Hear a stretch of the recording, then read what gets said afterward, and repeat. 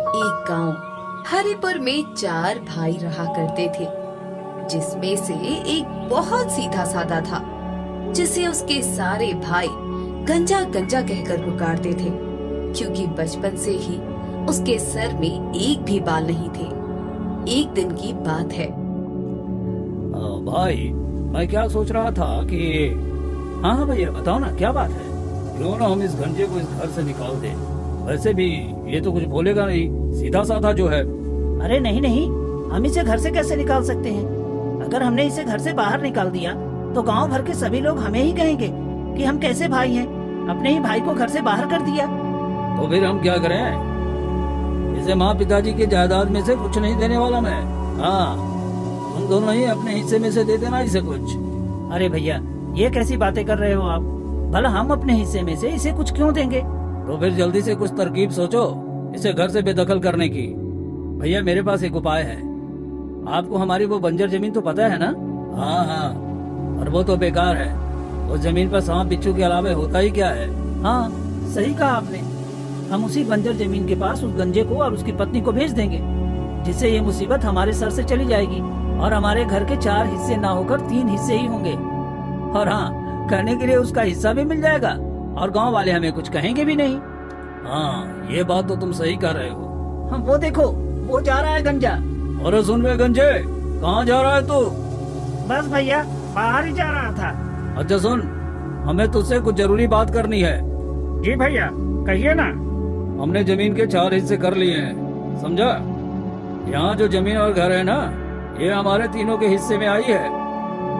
और हमारी बाड़ी के पास जो जमीन और मकान है वो तेरे हिस्से में आया है। तो तू एक काम कर, तू अपनी पत्नी को लेकर वहीं चला जा।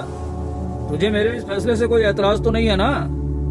अरे नहीं भैया, आप मुझसे बड़े हो, आप जो भी फैसला करेंगे मुझे मंजूर होगा। ठीक है, मैं कल ही बाड़े वाले मकान में चला जाऊंगा। चलो सुशीला, अब हम उस बाड़े वाले मकान में रहेंगे और वहीं पड़ी जमीन पर खेती करेंगे। अरे गंजे सुन, ये लंगड़ी बकरी भी लेता जा। इस लंगड़ी बकरी का भला हम क्या करेंगे? गंजा अपनी पत्नी और उस लंगड़ी बकरी को लेकर बाड़े वाले मकान की ओर चल पड़ता है। चलो अच्छा हुआ, ये गंजा यहाँ से चला गया। अब यहाँ की जमीन और हमारे घर तीनों का है। ठीक है ना भाइयों? हाँ हाँ भैया, आपने बिल्कुल सही किया। हाँ, अब इस गंजे से हमेशा हमेशा के लिए छुटकारा मिल गया। अरे ये क्या, ये जमीन तो पूरी बंजर है। यहाँ तो ना कोई हरियाली है ना पानी है, कुछ भी नहीं है। अब हम यहाँ कैसे खेती करेंगे? और ये बकरी तो यहाँ ज्यादा दिन रह भी नहीं पाएगी। हाय राम, कैसे भाई मिले हैं तुमको? ऐसी जमीन दी है उन्होंने तुम्हें। अब जो भी हुआ, हमें इसमें अपना गुजारा करना पड़ेगा। अब तो बंटवारा हो गया है। चलो, उन्होंने जो किया अच्छे के लिए ही किया होगा। हो सकता है इसमें हमारा कुछ भला हो। अरे तुम फिक्र मत करो, मैं सब ठीक कर लूंगा। क्या ठीक होगा जी? हम तो फिर भी कुछ दिन चला लेंगे, पर ये बकरी तो घास खाती है। ये कैसे जिंदा रहेगी यहाँ? सुशीला, मेरे पास एक उपाय है। जी, वो क्या? यहाँ पास में ही मेरे 3 भाइयों के खेत हैं और ये बकरी तो वैसे भी लंगड़ी है, चल भी नहीं सकती। एक काम करता हूँ, इस लंगड़ी बकरी को मैं अपने भैया के खेतों पर रात में छोड़ आया करूँगा और सुबह भैया लोगों के आने से पहले पहले इसे घर ले आया करूँगा। तो रात में ये अपना पेट भर लिया करेगी, जिससे दिन में इसका गुजारा हो जाएगा। हाँ, ये तरकीब सही है। चलो, ये बेजुबान जानवर तो भूख से नहीं मरेगी ना।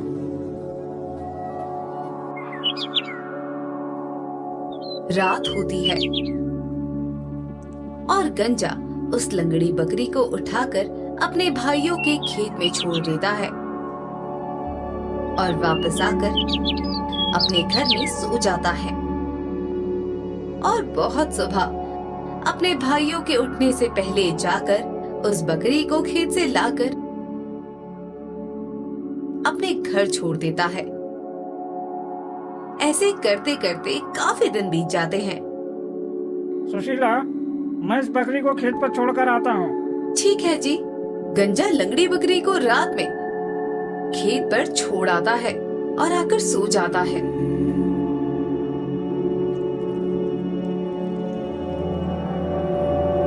लेकिन सुबह वो जल्दी नहीं उठ पाता। ए जी देखिए, दिन चढ़ गया, आप बकरी नहीं लाए क्या खेत से? हे भगवान, अरे मेरी नींद ही नहीं खुली। अब मैं क्या करूं? अब तो मेरे सारे भाई भी खेत पर आ गए होंगे। वो तो मेरी उस लंगड़ी बकरी को अब जिंदा नहीं छोड़ेंगे। अरे मेरी आंखें कैसे नहीं खुली? ओह, ये तो गंजे की बकरी है, पर यहाँ क्या कर रही है? हाय हाय हाय हाय हाय हाय, इसने तो हमारे सारे खेतों को चौपट कर दिया। अरे हमें तो लगा था कि कोई जंगली जानवर है जो हमारे खेतों को चौपट कर रहे हैं, पर यहाँ तो ये लंगड़ी बकरी है। अभी जाकर अपने सारे भाइयों को बुलाकर दिखाता हूँ उस गंजे की करतूतें। प्रमोद अपने दोनों भाइयों को बुलाकर लाता है, जिसके बाद वे तीनों भाई मिलकर उस लंगड़ी बकरी को वही मार देते हैं और अपने घर आ जाते हैं।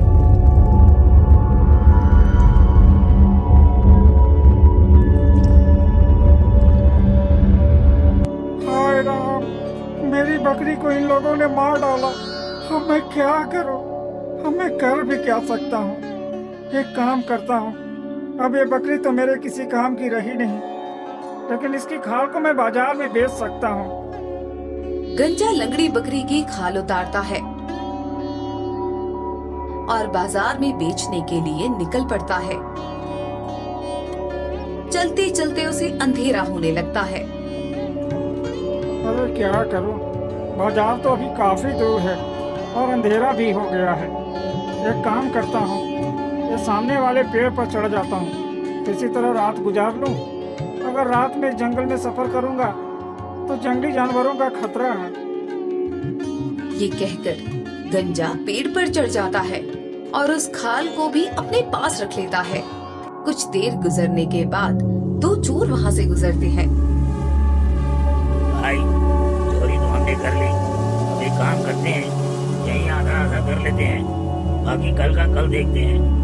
हाँ ठीक है, उस पेड़ के नीचे बैठकर हम ये सोना आधा आधा बांट लेते हैं। जब दोनों चोर सोने का बंटवारा कर रहे होते हैं, तभी गंजे के हाथ से लंगड़ी बकरी की खाल नीचे उन चोरों के बीच में गिर जाती है, जिससे दोनों चोर बहुत डर जाते हैं और चिल्लाने लगते हैं। अरे भागो भागो, भूत भूत! अरे अरे वो भूत नहीं, कोई चुड़ैल है शायद, जल्दी भागो यहाँ से। दोनों चोर चोरी किया हुआ सामान वहीं फेंकते हैं और वहाँ से भाग जाते हैं। अरे ये क्या? ये लोग कौन थे और ऐसे क्यों भाग रहे हैं? खैर छोड़ो, मैं अपनी लंगड़ी बकरी का खाल ले आऊं, शायद मेरी आंखें लगने पर गिर गई हैं। गंजा जैसे ही नीचे उतरता है तो देखता है। अरे ये क्या है?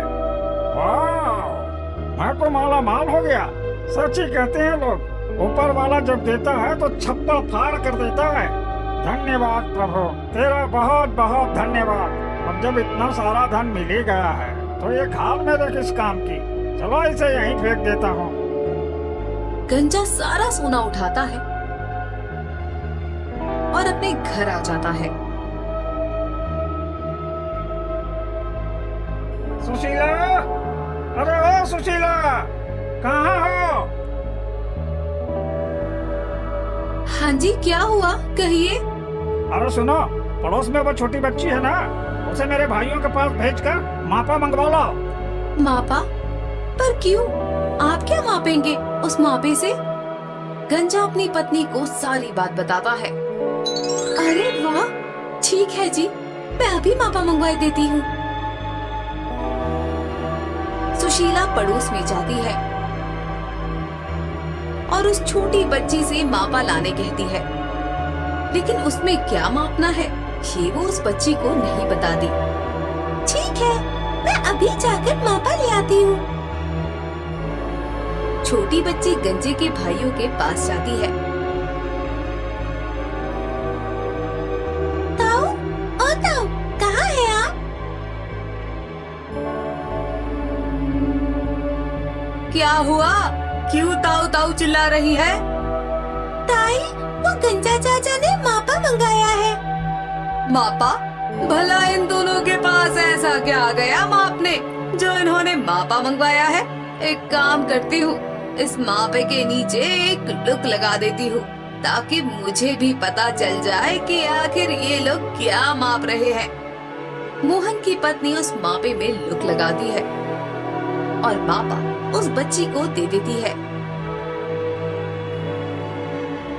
गंजा चाचा, ये लीजिए मापा।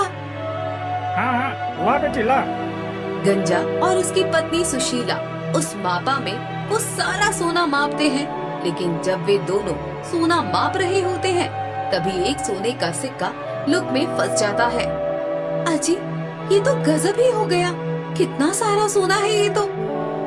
हाँ हाँ सुशीला, बहुत सारा सोना है अब तो हमारे पास। अब जा, ये मापा दे आ उस बच्ची को, वो मेरे भाइयों को दे आएगी। ठीक है जी।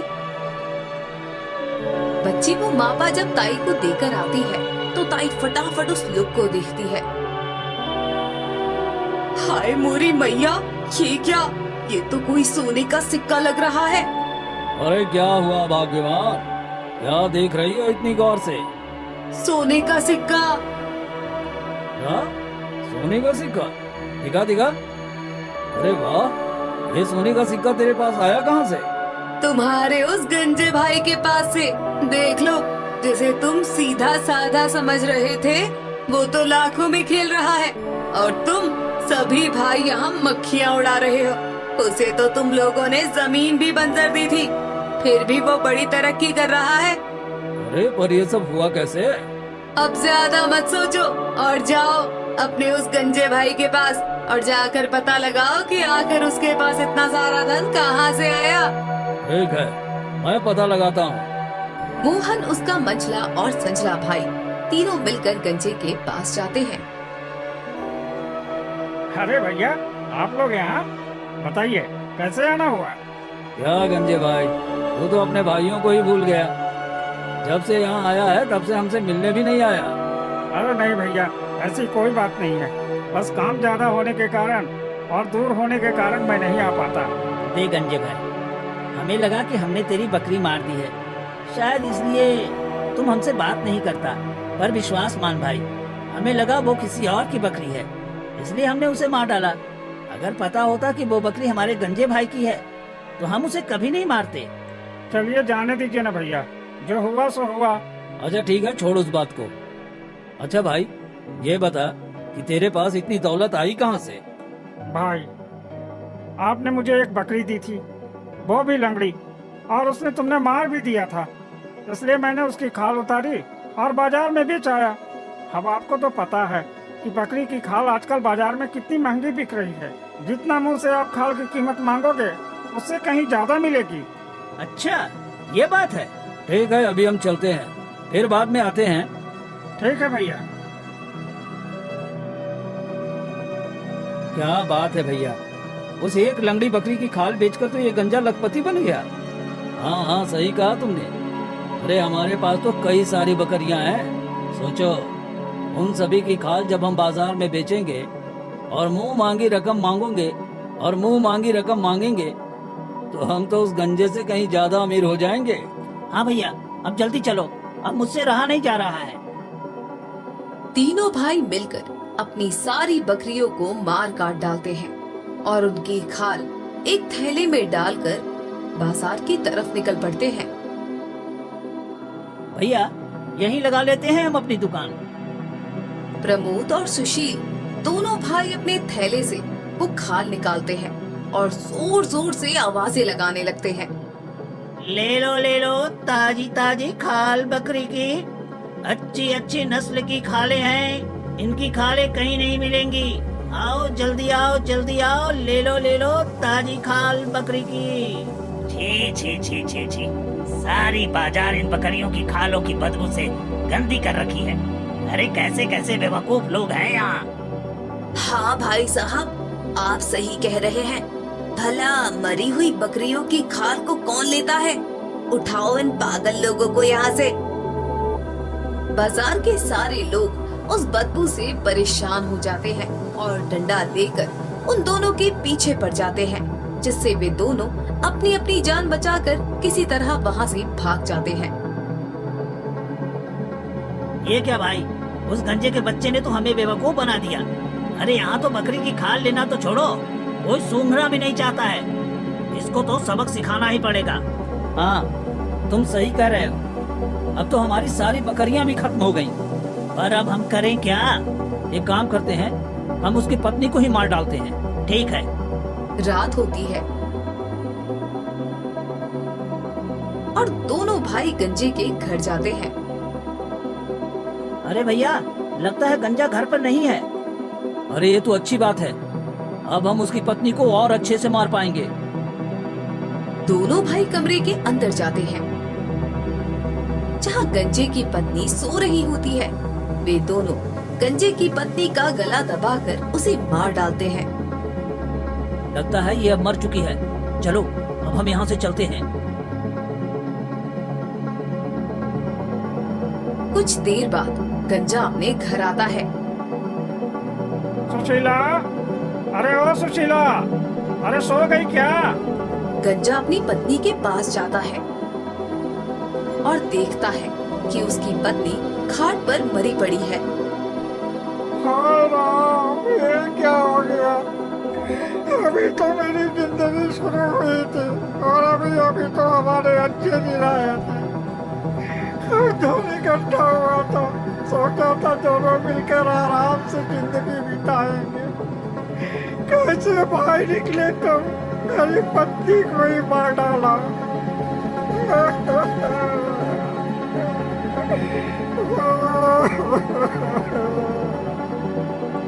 गंजा बहुत रोता है। अब मैं क्या करूं? एक काम करता हूँ, पत्नी तो मर चुकी है, इसे ऐसे तो घर में नहीं रख सकता।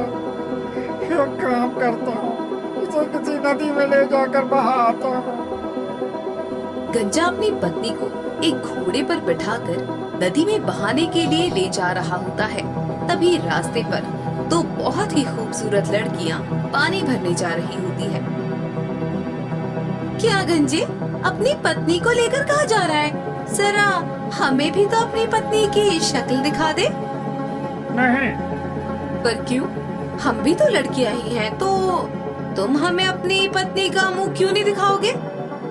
एक शर्त पर मैं तुम दोनों को अपनी पत्नी का चेहरा दिखा सकता हूँ। कैसी शर्त?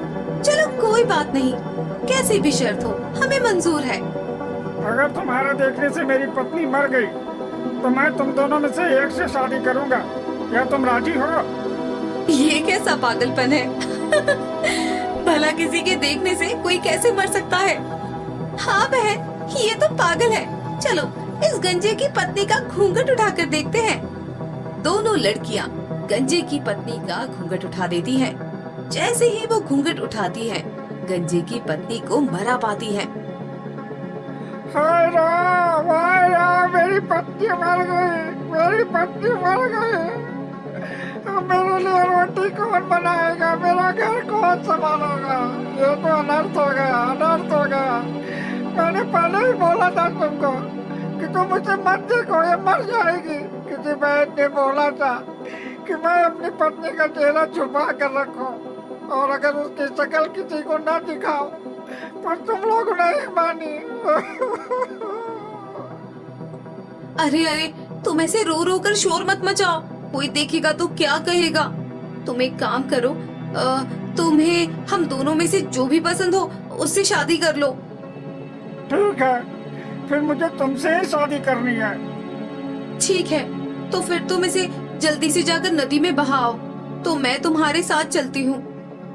गंजा जल्दी से अपनी पत्नी को नदी में बहा आता है और वापस आकर उस लड़की को अपने घर ले जाता है। कुछ दिन बीतते हैं। मैं ये क्या सुन रहा हूँ? क्या भैया? मैंने सुना है कि गंजा बड़ी ही खूबसूरत पत्नी लेकर आया है। हाँ भैया, मैंने भी कल सुना है। तो जाओ उसके घर जाकर पता करो आखिर माजरा क्या है। दोनों भाई बेशर्मों की तरह फिर गंजे के घर जा पहुंचते हैं। और भाई कैसा है? लगता है गंजा हमसे नाराज है। देख भाई, तुझे लगता होगा कि तेरी पत्नी को हमने मारा है, पर भाई विश्वास कर, हमने तेरी पत्नी को नहीं मारा है। अरे नहीं नहीं भैया, मैं आप लोगों से नाराज नहीं हूँ। फिर ठीक है। अच्छा ये तो बता, तू ये इतनी सुंदर पत्नी कहाँ से लाया? भैया, अब मेरे पास तो एक ही पत्नी थी, वो भी काली और बदसूरत सी थी। मैं जब बाजार से गुजर रहा था तो वहाँ कुछ लोग सुंदर सुंदर पत्नियां बेच रहे थे और कह रहे थे कि मरी हुई पत्नी लाओ और जिंदा और सुंदर पत्नी ले जाओ। इसलिए मैंने अपनी मरी हुई पत्नी को उन लोगों को दे दिया और ये सुंदर पत्नी ले आया। अच्छा हाँ भैया। अच्छा ठीक है, अब हम चलते हैं। दोनों भाई अपने घर पहुंचते हैं और सारी बात अपने बड़े भैया को बताते हैं। अरे तो हम लोग भी देर क्यों करें? हमारी पत्नियां भी तो बहुत बूढ़ी हो चली हैं। चलो हम भी उन्हें निपटा देते हैं और बाजार से नई नई और सुंदर सुंदर पत्नियां खरीद लाते हैं। ठीक है भैया? तीनों बेवकूफ अपनी अपनी पत्नियों को मार डालते हैं और उनके शरीर को ले जाकर बाजार पहुंचते हैं। आओ आओ भाइयों, हमारी मरी हुई पत्नियों को ले लो और हमें जिंदा पत्नियां दे दो। मरी हुई ले लो और जिंदा दे दो। हाय राम, ये बेवकूफ लोग फिर से आ गए। अब तो उन्होंने हद ही कर दी। अपनी मरी हुई पत्नियों को बेच रहे हैं और जिंदा पत्नियां मांग रहे हैं। आज तो ये तीनों यहाँ से पिटकर ही जाएंगे। बाजार में खड़े सारे लोग जब उन तीनों की बातें सुनते हैं तो उन सब की धुलाई कर देते हैं। जैसे तैसे वो लोग वहाँ से बचकर भागते हैं। ये क्या? ये गंजा तो हमारे साथ एक से बढ़कर एक चाल चल रहा है। अब क्या किया जाए? भैया, अब तो एक ही चारा बचा है। क्या भैया, क्यों न हम अब इसके घर को ही जला दें? हाँ, यही सही रहेगा। हमारा बदला भी पूरा हो जाएगा। लेकिन ध्यान रहे, जब वे दोनों घर पे नहीं हो तब उसका घर जलाना, ताकि इस गंजे को पता न चले कि उसका घर हमने जलाया है। ठीक है भैया। वे सभी गंजे के घर जाते हैं और चुपके चुपके देखते हैं जब वे दोनों पति पत्नी घर से बाहर चले जाते हैं।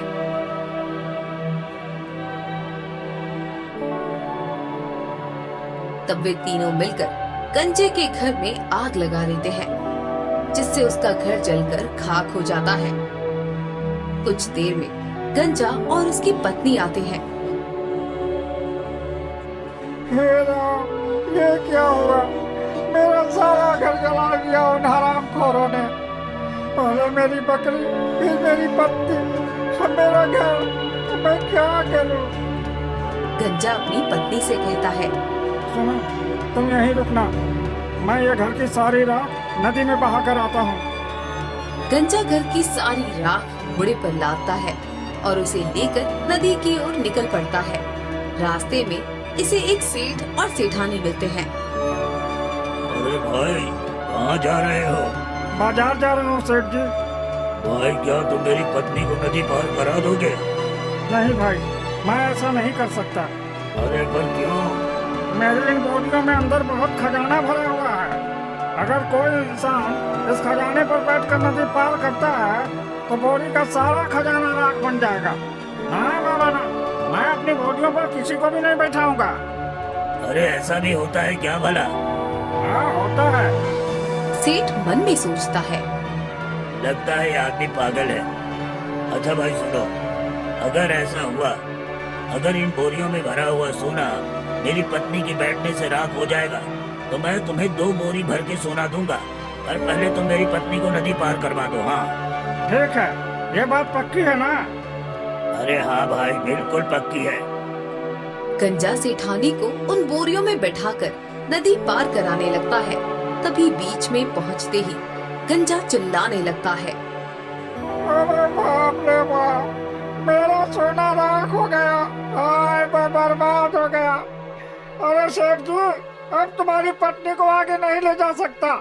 अब मैं तुम्हारी पत्नी को यही नदी में डुबो रहा हूँ। अरे अरे नहीं भाई, ऐसा मत करना।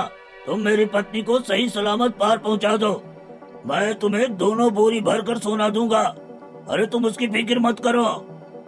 गंजा सेठानी को सही सलामत नदी पार करा देता है और सेठ के साथ उसके घर जाता है, जहां सेठ उसे दोनों बोरी भर भर कर सोना देता है, जिसे गंजा अपने घर ले जाता है। अरे भैया, आपने सुना कुछ? अरे वो गंजा ना जाने कहां से खूब सारा धन लेकर आया है। हाँ भैया, वो इतना सारा धन लाया है कि उसे एक तो छोड़ो, 10-10 घर भी ले ले तो उसका धन कम नहीं होगा। अच्छा, तो ये बात है। अब इस गंजे की खैर नहीं। अरे नहीं नहीं भैया, अब बहुत हुआ। हर बार ये गंजा हमें बेवकूफ बना जाता है। अब एक काम करते हैं, इस गंजे को ही मार देते हैं। हाँ, तुम सही कह रहे हो। तीनों भाई रात में गंजे के घर जाते हैं और जब गंजा सो रहा होता है तभी उसे एक बोरी में भरकर जंगल की ओर ले जाते हैं। चलते चलते उन्हें सुबह हो जाती है।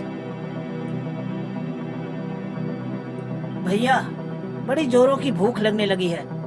अब तो एक काम करते हैं, ये गंजा तो इस बोरी में कैद है, हम चलकर कुछ फल खा लेते हैं और इसे यहीं छोड़ देते हैं। हाँ ठीक है, चलो। तीनों भाई गंजे को वही बोरी में छोड़कर फल खाने निकल जाते हैं। तभी वहाँ से एक चरवाहा गुजरता है। नहीं नहीं, मुझे नहीं करनी है। अरे मुझे नहीं करनी है। अरे ये किसकी आवाज है? लगता है उस पेड़ के नीचे से आ रही है। चरवाहा बोरी के पास पहुँचता है। अरे कौन हो तुम? भैया, मैं एक इंसान हूँ। पर तुम जा कहाँ रहे हो? नहीं करनी है, नहीं करनी है, नहीं करनी है बोल रहे हो। अरे भैया, क्या बताऊँ, मेरे तीनों भाई मेरी शादी इस राज्य के राजा की बेटी से करवाने जा रहे हैं। मेरे भाई मेरी जबरदस्ती शादी करवाना चाहते हैं और मैं हूँ कि करना नहीं चाहता। अच्छा अच्छा, अगर तुम राजकुमारी से शादी नहीं करना चाहते तो मैं कर लूँ। हाँ हाँ बिल्कुल, अगर तुम्हारी इच्छा है तो तुम ही कर लो। आओ आओ, इस बोरी में तुम कैद हो जाओ और कुछ बोलना मत। ये तुम्हें सीधा वहीं खोलेंगे जहाँ शादी होगी। मैं तुम्हारी बकरियों को तब तक तुम्हारे घर पहुँचा दूंगा। ठीक है। चरवाहा गंजे को बोरी में से निकाल देता है और खुद बोरी के अंदर घुस जाता है। थोड़ी देर में गंजे के भाई आते हैं और उस बोरी को उठाकर नदी में फेंक देते हैं, जिससे चरवाहा डूबकर मर जाता है। ये हुई ना बात।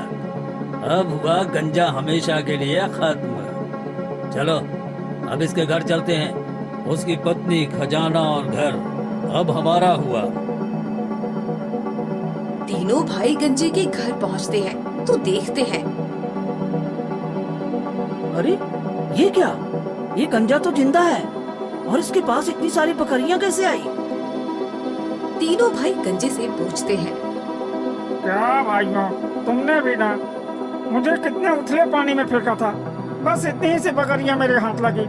अगर तुमने मुझे और गहरे पानी में फेंका होता तो मुझे और भी बहुत सारी बकरियां और बहुत सारा खजाना मिलता कि पूछो मत। वैसे मुझे खजाने की जरूरत नहीं थी, मुझे सिर्फ बकरियों की जरूरत थी, तो मैं इन्हीं ले आया। नहीं, अब हम तेरी बातों में नहीं आने वाले। अब तू हमारे साथ चल। ठीक है, फिर चलिए। बता बता, कहाँ है खजाना? देखो भाइयों, एक काम करो, पहले एक आदमी जाए, अगर उसे वहाँ खजाना दिखा तो वो हाथ हिलाकर बताएगा और दूसरा भी ऐसा ही करेंगे, ठीक है? हाँ ठीक है। प्रमोद, तू जा। प्रमोद नदी में कूद जाता है और डूबने लगता है, लेकिन उसका हाथ बस ऊपर रहता है। अरे देखो, लगता है प्रमोद भैया को खजाना दिख गया, तभी तो वो हाथ हिला रहे हैं। जाओ जाओ, अब कौन जाएगा? मैं जाऊंगा। अरे बड़े भैया देखो, सुरेश भैया भी आपको बुला रहे हैं, जाइए जाइए। अरे हाँ, मैं आ रहा हूँ। और इस तरह तीनों भाई नदी में डूब जाते हैं। देखो भाइयों, आप लोगों ने मेरे साथ इतना बुरा किया, उसी के कर्मों का फल आप लोगों को मिला है। गंजे के तीनों भाई नदी में डूब जाते हैं और गंजा अपने घर आ जाता है और खुशी खुशी अपनी पत्नी के साथ रहने लगता है।